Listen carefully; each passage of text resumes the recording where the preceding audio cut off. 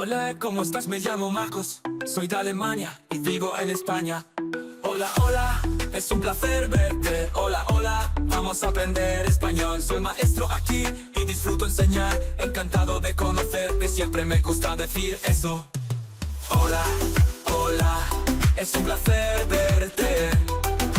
Hola, hola, vamos a aprender español.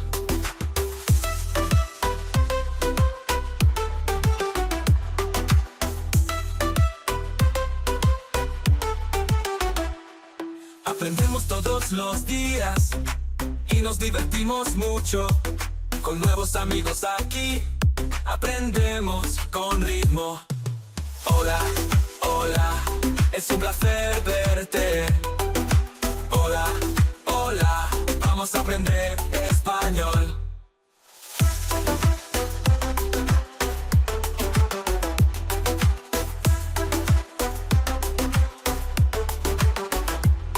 Aprendemos todos los días y nos divertimos mucho. Con nuevos amigos aquí aprendemos con ritmo. Hola, hola, es un placer verte.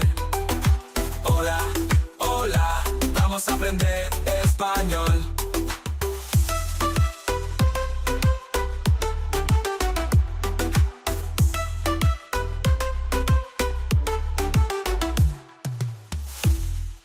Thanks for watching. I hope you enjoyed this video and found it helpful. Don't forget to hit that subscribe button and turn on notifications so you never miss a new video.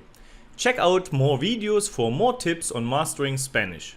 Want to take your Spanish learning to the next level? Visit my website for more courses and private lessons. See you there.